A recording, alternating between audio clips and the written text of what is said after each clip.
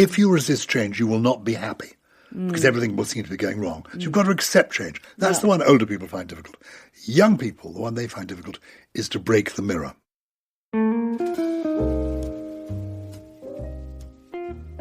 Hello, I'm Catherine Fairweather and welcome to The Third Act, brought to you by Auriens, gold standard in later living. This week, I'm thrilled to introduce as my guest Gyles Brandreth, broadcaster, author, sweater designer, former politician, podcaster and all-round media darling, with regular appearances on programmes such as Countdown, Just a Minute and Celebrity Gogglebox. He is also the Peter Panish poster boy for Auriens, where we get together to discuss happiness, royalty, and embracing change. Gyles, it's wonderful to see you here. And happy birthday, because I think you've just celebrated... I have had another birthday, I know. And Oscar Wilde, of whom I'm an enthusiast, in fact I'm the president of the Oscar Wilde Society, said the trouble with being old is not being old, it's being young. And the difficulty is, I'm now 78, but in my head, I'm still 23. In fact, probably I'm not 23. I think I'm probably about 17, 16. And that is a bit of a challenge. But thank you for the birthday greetings. You just answered my second question, which was, I feel like I'm 33. I've never moved on for 33. You've just told me you feel 16. I was going to ask you whether you felt 6, because there's this boyishness about you that... never seems to age. There's lots to say about that.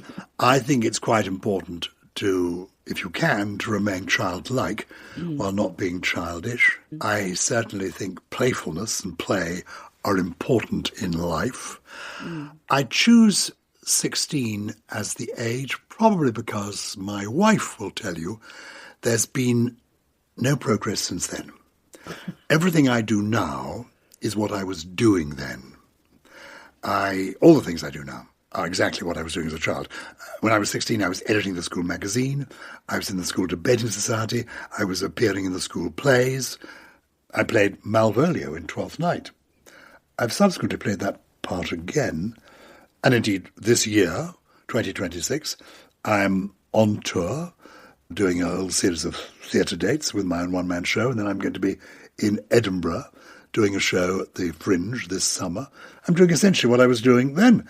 I'm writing, I'm writing articles for the school magazine. I'm writing articles for newspapers like the Telegraph or the Mail. So my wife says to me, darling, she doesn't say darling, she says Gyles. She doesn't call me darling. So Gyles, there's been no career progress. There's been no development of any kind. You're still pursuing your little projects, little schemes, as though you are still at school. And indeed, I say to I have a podcast like yours, Rosebud. called Rosebud, which I've been doing now for 2.5 years with a friend of mine. I met, she's a BBC producer, or was freelance, called Harriet Jane. And we do this together. And it's very much like editing the school magazine. We choose the guests. I approach them, just as I wrote to people when I was at school, saying, would you come and speak at the Debating Society? Or would you come and can I interview you? Exactly the same thing. And then they come and we record it, we edit it, and we put it out there. So, there's been no development of any kind. But you are doing something. You're the poster boy for Auriens, aren't you? I love that. I have to say, I do love that. And that's very much part and parcel of the third act, which we're here to talk about. I'm interested I've enjoyed Acts 1 and 2, and I suppose because I'm now in my 70s, coming up to 80, I must have opened in the third act. I'm also, I must say, looking forward to the encore and then the tour. So the third act, as far as I'm concerned, is only the beginning of this next phase. Oh, very good. What I love about Auriens is a variety of things. People who don't know about it, it's just a marvellous way of life. And the Auriens I know is just off the King's Road in Chelsea, which is where I spent much of my childhood. The front door is on Dovehouse Street, which I've known for many years for an interesting reason we might come back to. And it's round the corner from where A.A. Milne lived. Oh, yes, your favourite writer. For a reason. And it's relevant to what we've begun talking about. How old are you in your head? A. Milne is famous for creating Winnie the Pooh 100 years ago in 1926. But it frustrated him that the huge success of Winnie the Pooh eclipsed everything else he did in his life. He wrote more than 1 million words as a writer, as a novelist, as a poet, as a playwright. But all that is remembered are the 70,000 words in 4 small children's books, the 2 Winnie the Pooh books and the 2 books of children's poetry, When We Were Very Young and Now We Are 6. And that I've written a biography called Somewhere a Boy and a Bear. And it's the biography of A. Milne, Christopher Robin, the family, and Winnie the Pooh. But why it's relevant to what you said about you thought I might be 6 rather than 16 is this. A. Milne believed that childhood ends age about 12. When you're small, he said, you have access to the pure happiness of childhood, uncomplicated. Without 12, he said, the long process of saying goodbye begins. And there's a marvellous passage that I quote in my book of A. Milne looking back on his own childhood and on his own father, who he adored. He loved his father, admired, loved both his parents, but loved his childhood. And the passage begins, farewell, Papa, with your shy, sad heart and your funny little ways. He almost begins to mock his own father. He now sees himself as the grown-up looking almost down on his father. And only childhood is only accessible during his early years. And he, A. Milne, had a lovely childhood in London, the streets of London. But he created an enchanted place for himself in his mind's eye, his childhood. And was your own childhood that enchanted? Because you were a precocious child, you knew what you wanted to do. At 16, you found it. You would strike me as someone who had a very happy childhood. I had a totally happy childhood in London. In fact, the same sort of bits of London that Christopher Robin lived in. I've also managed to find ways of rediscovering, connecting with, all the elements of my childhood. We're at Auriens, which I love because it's in the King's Road, Chelsea. In 1955, or was it 54, I went for the first time to the theatre that I remember. It was in the King's Road, Chelsea, 100 yards from where we are now. And I saw Alice Through the Looking Glass. And you remember it well? I remember it hugely well. I remember falling in love with Alice. It was played by Juliet Mills, an actress, still alive, the older sister of Hayley Mills. Yes.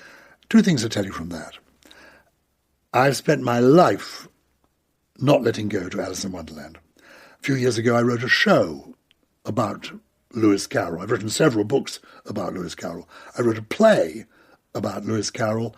I did a television series of Alice Through the Looking Glass as an adult. So these things that touched me when I was 6 have gone on informing me. And in sometime this year, I'm happy to say I will be going to the 80th birthday party of Hayley Mills, who is a proper friend of mine, who I love, who is brilliant. But the people you admire in your life, your role models, have always been older people, haven't they? Yes, my heroes have been older people. Because, now why do I admire older people? Yeah. I think I admire them for keeping going. My serious heroes are people like, I so admired the late Duke of Edinburgh and the late Queen Elizabeth II. Queen Elizabeth II, it's her centenary this year. The Duke of Edinburgh lived to be 99 years of age. And I got to meet him when I was in my 20s. And I became involved in a charity called the National Playing Fields Association. Headquarters then, a stone's throw from where we're sitting now. It all revolves, the world revolves around Auriens. Chelsea, it does. Yeah. In fact, this was Ovington Square, the Harrods End. And that's where the offices were. I turned up at the offices to be a volunteer supporter for this good charity, which is now called Fields in Trust. And the idea of the charity was simply to protect, preserve playing fields, playgrounds for young people, for sport, people with disabilities. Great cause. So I went along as to help with the fundraising. And to my amazement, there was sitting the Duke of Edinburgh, Prince Philip, husband of the Queen. in the office. And he was running the show. And in the early days, after he told me this, he said when the Queen became Queen, she was only 25, and he was not much older. And I said to him, well, didn't you have a role? He said, no. I said, but there was the example of the Prince Consort, Prince Albert. He said, no. The Prince Consort was Queen Victoria's private secretary. He had a role. She was an executive monarch. Yeah. It's totally different for the Queen. Yeah. He said, there were people telling me what not to do. Keep out. He said, I had to invent things to do. And one of the things he invented to do was, he was already doing it, but he did it actively, was the Playing Field Association. And then he did Duke of Edinburgh's award scheme, Outward Bound, all the things that he is remembered for. Anyway, I got to see this person and how dynamic he was. And I think I last saw him at an event where he was certainly in his 90s by then, at an event at St James's Palace where he was giving out the Duke of Edinburgh's award. There was a little dais on which the speeches were to be made. And he strode into the room, and then he saw the dais and ran towards it and jumped up onto it, turned round and began the speech. This is a man in his 90s who retired from public duty aged 97. But it's that spirit of sort of, it's the resilience and the robustness. What was that great quote? I think it was in one of your books, Philip, saying, look up, look out, and soldier on. Yeah. That spirit. Absolutely. That generation. Michelle and I and Joanna Lumley hosted a lovely lunch for Queen Camilla on her 75th birthday. Yeah. And all the guests were people who were in their 70s, 80s, 90s. I think we even had a couple of centenarians.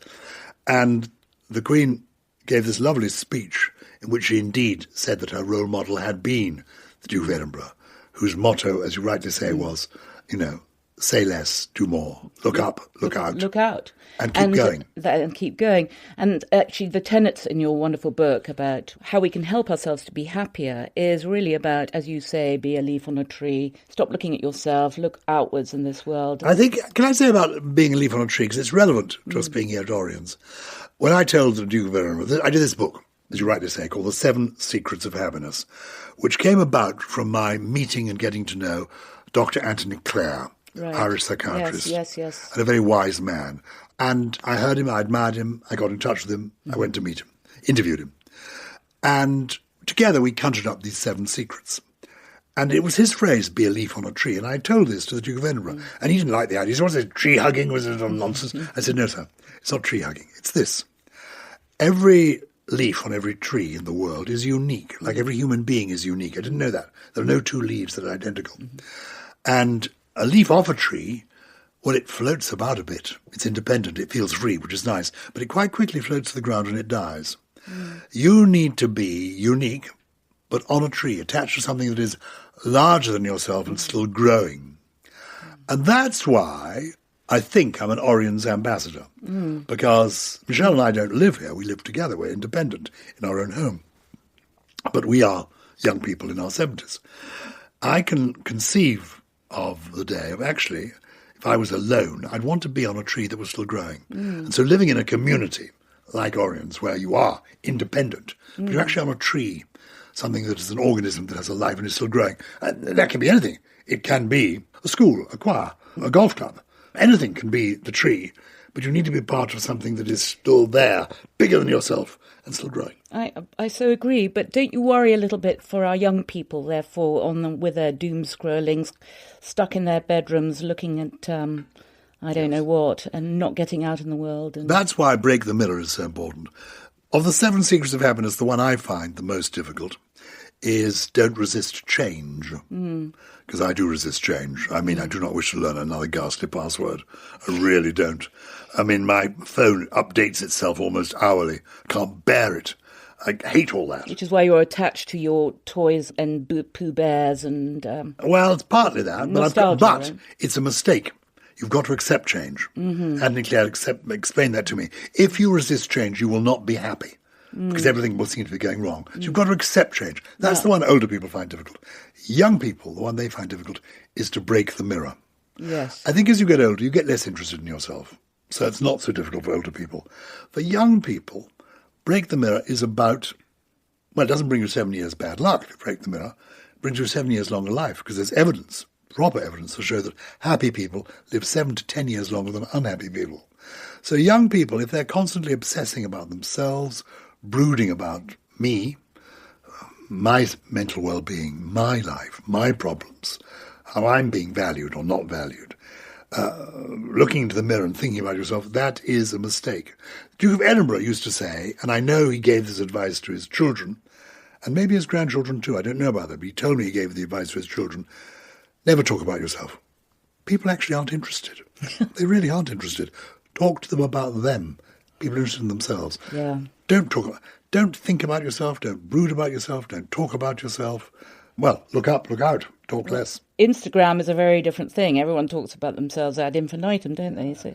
And I exploit it too, you know. I pop up on Instagram. But interestingly, for somebody who never stops talking, as you've discovered, Michelle, my wife, the show I'm currently doing, going to do a new one from Edinburgh onwards, but the one I'm doing at the moment, she came up with the title, which was Gyles Brandreth, Can't Stop Talking. And I can't stop talking when I'm on stage, or like you've asked me questions and I'm burbling away. But in fact, by doing Rosebud, my podcast, where I'm talking to interesting people about their first memories, the first question is always, what is your very first memory?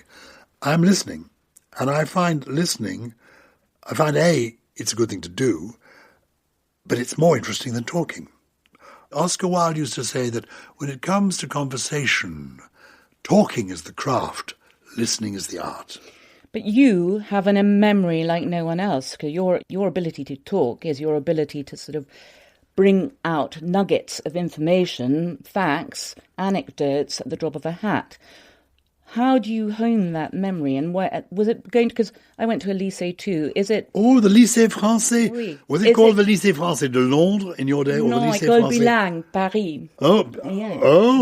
Not a lycée in France. Yeah. That's even better. So why... And we were made to recite everything, learn by... Maître Corbeau sur son arbre perché. Oui, c'est ça. Exactly. Prends d'abord une cage avec la porte ouverte. There you are. Yeah. Exactly. Interestingly, I did a book called Dancing by the Light of the Moon, which came about through my one of the great gifts, joys of my life, is a friendship with the great Dame Judi Dench. Oh, my hero. Well, understandably, my heroine, because I've noticed she's a woman and she's quite happy to be called an actress. Anyway, so is she pleased with that? No, nowadays you have to call everybody an actor, don't you? You don't. Okay, you good. don't. All right, good. She's quite happy to be called an actress. Okay, very good. And I think she would say the kind of characters she's played are heroines. Okay, fine. I don't think she's played any heroes. She wasn't Romeo, she was Juliet. He's the hero, she's the heroine. That's how you tell the difference. Yeah, okay. You know? Yes, absolutely. Go on. Judi Dench, we do a stage show together. We've done it for 10 years. Being on the stage with her is extraordinary. But she learned poetry as a child. And it's all still in her head. And she spent her life, one of the reasons that she is so mentally active, is she spent her life learning lines. Many of them poetry, much of them Shakespeare. And it was she who explained to me that learning Shakespeare as a child is quite easy. The iambic pentameter is easy to pick up.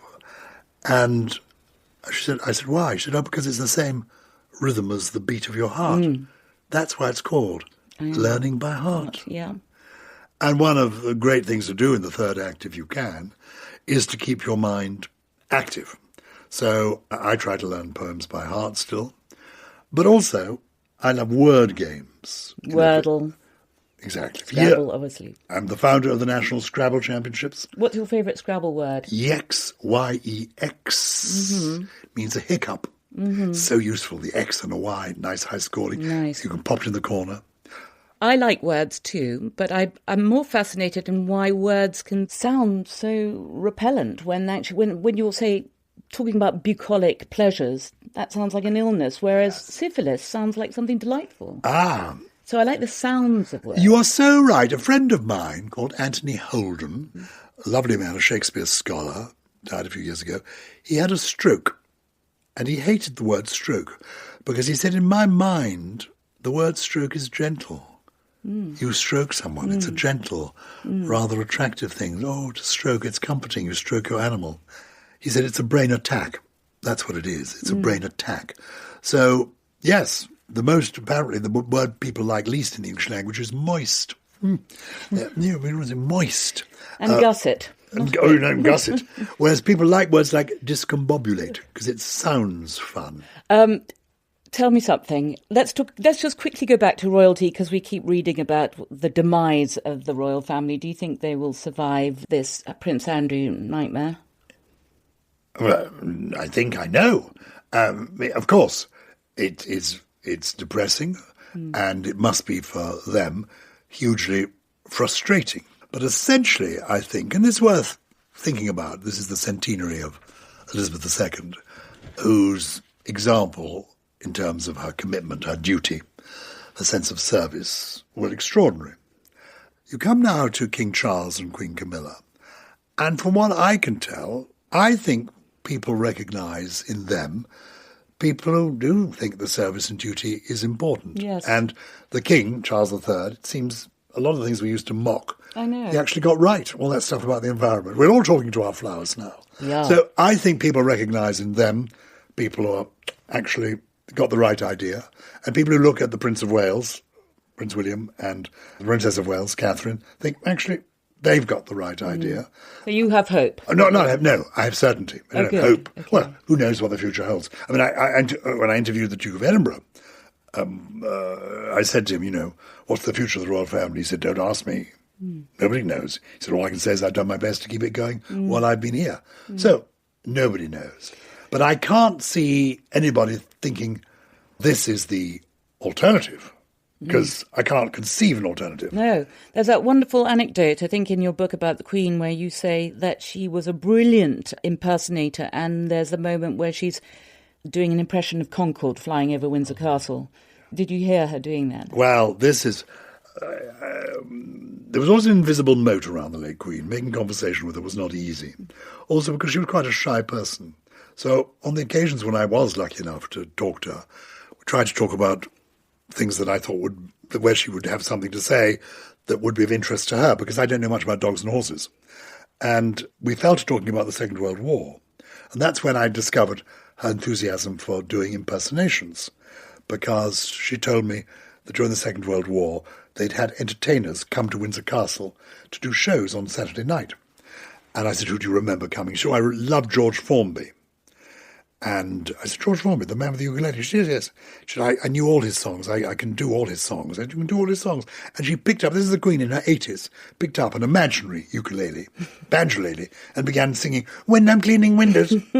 No. And then, so, because I was writing this book about her, I went to ask members of her staff, members of her family, is this true that she does these impressions? And they said, oh, yes. She's marvellous. One of her private secretaries said she doesn't often do people, but I have to tell you, her Reverend Ian Paisley is to die for. And then I was told she did things like Concorde. Concorde flying over Windsor Castle. And her line was, I honestly don't know why we built the castle so near the airport. But she loved Concorde.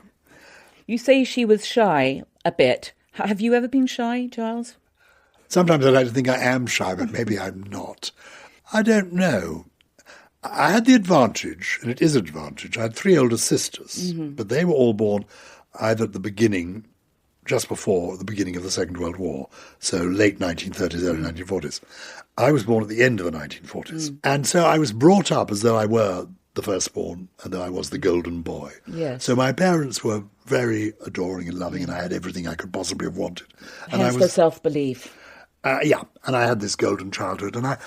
But I also was kicked out of my home pretty quickly. I didn't realise this until recently. I used to go to church. I mean, I went to school, obviously, and then I went to Cubs in the evening. But every weekend I was at church, choir practices, and then the choir was in there were 3 churches in this part of the world I was associated with. One was Holy Trinity Brompton, and the other, the one, I suppose, nearer here, was St. Stephen's Church in Gloucester Road, which is a high Anglican church. Yes. Smells and bells, lots of incense. And I was lucky enough to be the theorifer. The what? In fact, I assisted the theorifer. I was really the boat boy. Okay. The thing that the incense is in is called a thurible. The person who waves that in the air is the thurifer. Wow, I didn't know that, actually. The boat boy holds a little boat-shaped vessel in which the incense is kept. I see. I was the boat boy at St. Stephen's, Gloucester Road. So I got into the idea, and that's when I was 6 or 7, that life was good when you were working. And then at my prep school, there was a headmaster called Mr. Stocks.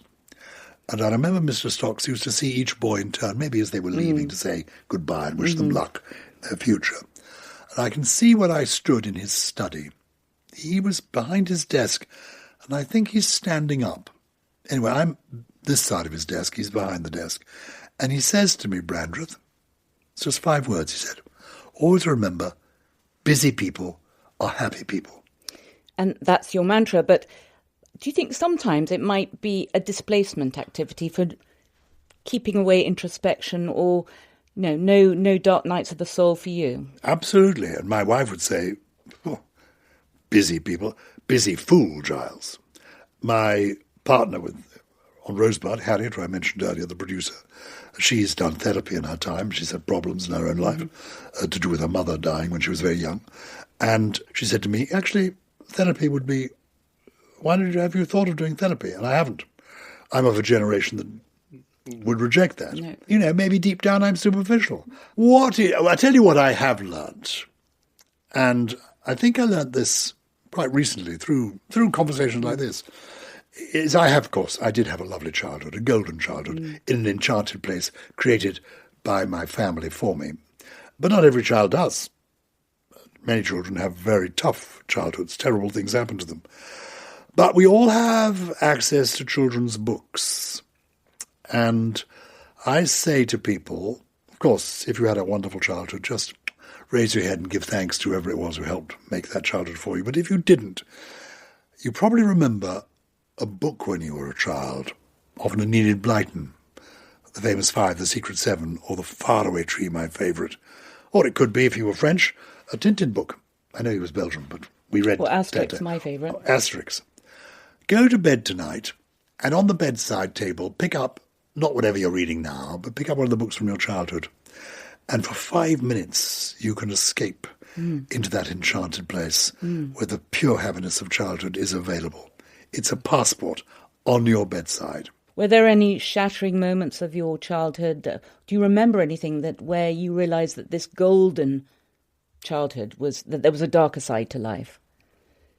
Yeah, I'm still pondering of whether in my head I'm still 6 or 16. Or 16. And I think maybe I'm 10. And I don't think any darkness had come in then, or awareness of darkness. I think when I was 12, I began to be interested in more serious things. I had a curious fascination very curious, in homosexual law reform from the age of 12. Quite bizarre. I became the youngest member of the campaign for the change in the law, for the legalisation of homosexual acts between consenting adults in private, and became the youngest member. And they corresponded with me because they were so young and they were anxious, but they accepted that my interest was serious and they took my subscription, which was only, I think, 5 shillings or something. And I became interested in prison reform at that age. My father was a lawyer. One of my older sisters became a social worker. My other sisters were nurses. My mother was a teacher. So it was all that element. So I became interested, I suppose, in serious things from that age. But also, I began at the age of 11. That's when I began writing my first book. I keep everything. Including my wife. You're a hoarder. I'm a hoarder. We've got a basement. I'll give you a picture of it. A basement, a room almost as big as this room at Auriens we're in now, where there are 80 or 100 boxes of memorabilia. No. I've kept everything. My God. Train tickets, menus. My wife, who's in the room, is shaking her head in despair. She has assured me that the moment I go... The skip is coming in. On Rapid Dial. On Rapid Dial is the skip company, ahead of the funeral directors. And you mention Michelle all the time. So what is the secret of a happy marriage? I mean, you've been married many, many years. We've been together now for 58 years, and she's still playing hard to get. I think that's the secret.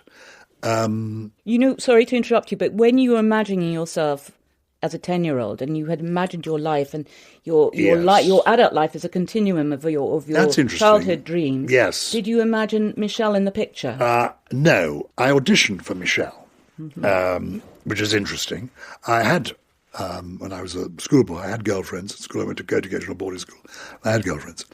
And at Oxford, I was university, I had various ambitions to fulfil. One of them was to direct a play for the Dramatic Society, and I was going to direct a Victorian pantomime. And I had auditions, and I put up notices all over the university saying, if you feel you have the qualities to be a fairy tale princess, please come to this room in New College Cloisters at this time. So lots of girls who felt they had the qualities to be a fairy tale princess turned up. And one of them was Michelle. And so she came through the door and coup de foudre. Yeah. So there we are. Obviously, we don't need to go into the qualities that she has, but she provides the integrity and the balance and the good, And I remember at the general election, one of our daughters is a member of Parliament now. At the general election, we were out canvassing for our daughter. It was a Saturday afternoon. About 4 o'clock, I rang the doorbell. A very grumpy man came to the door in his pyjamas. 4 o'clock on a Saturday afternoon. I thought, we're not going to get the vote here, are we? Anyway, and the pyjamas weren't properly adjusted. Anyway, that's neither here nor there. I shoved the leaflet into this man's hand. And I said, he said, what's this about? I said, we're canvassing on behalf of my daughter. I hope you would, I would like you to look at this as my daughter's leaflet, and I'd like to consider voting for her. And he said to me very gruffly, what's she got to offer then? And I replied, I thought this was quite quick thinking. I replied, she has to offer, sir, integrity and intelligence.